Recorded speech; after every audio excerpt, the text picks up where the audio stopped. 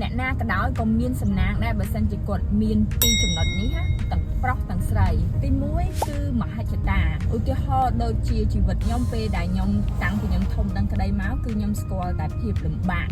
គ្រួសារខ្វះមុខខ្វះក្រោយ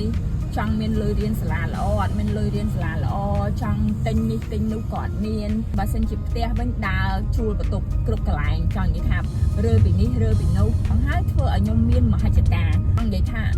រើសមែនតើមិនមានន័យថាពេលគេស្រឡាញ់យើងស្រឡាញ់គេវិញទេតែមនុស្សស្រីយើងមានចិត្តពឹងណាស់មែនតើអញ្ចឹងពេលគេស្រឡាញ់យើងចាប់ផ្ដើមស្រឡាញ់គេវិញតែ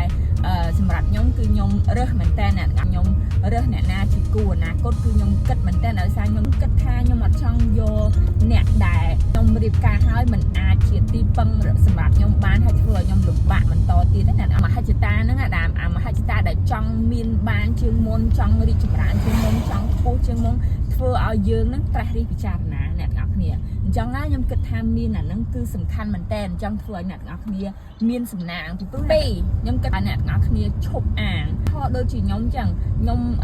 មករស់នៅស្រុកគេមានប្តីជាជនជាតិគេអញ្ចឹងបើសិនជាខ្ញុំអាងមានប្តីចិញ្ចឹមហើយ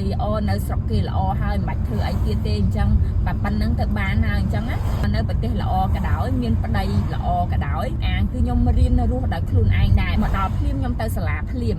ហើយមកដល់ភ្លាមគឺខ្ញុំបើកហាងខ្លួនឯងភ្លាមអញ្ចឹងគឺខ្ញុំអត់អាងទេតែងតែគិតពិបាកជាមុនរហូតគឺបើសិនជាបរិះនឹងគាត់ចង់និយាយថាអស់ពីគាត់តែខ្ញុំអាចជាទីពឹងខ្លួនឯងបានអត់ជាខ្ញុំសុំលុយគាត់អត់បានតែខ្ញុំអាចរកលុយខ្លួនឯងបានអត់ឬក៏តើគាត់ទៅផាត់ក្បត់មានស្រីថ្មីអីអញ្ចឹងតើខ្ញុំរកលុយតើខ្ញុំរកលុយខ្លួនឯងបានអត់អញ្ចឹងហើយគឺខ្ញុំចង់ឲ្យអ្នកទាំងអស់គ្នាឈប់អាងសម្រាប់ទោះជាមានឪពុកម្ដាយជាអ្នកមានក៏ដោយក៏ក្រេបមុខវិជ្ជាចំណេះដឹងរកស៊ីធ្វើការខ្លួនឯងមានប្តីជាអ្នកមានក៏ដោយក៏គុំគ្នាបើសិនជាយើងមានប្តីជាអ្នកមាននឹងនិយាយថា benefit ឬក៏ប្រយោជន៍ដល់យើងផងដែរបើសិនជាយើងមានម៉ែឪជាអ្នកមានកាន់ល្អប៉ុន្តែសួរថាតើយើងអាចថាទាញផលប្រយោជន៍ពីអ្វីដែលយើងមានហ្នឹងទៅធ្វើឲ្យទៅជារបស់យើងយ៉ាងម៉េចចង់និយាយថារៀនរស់ស៊ីរៀនមានចំណេះដឹងខ្លួនឯងអញ្ចឹងខ្ញុំគិតថាពីរហ្នឹងសំខាន់មែនតើដើម្បីឲ្យអ្នកទាំងអស់គ្នាคล้ายទៅជាមនុស្សសំណាង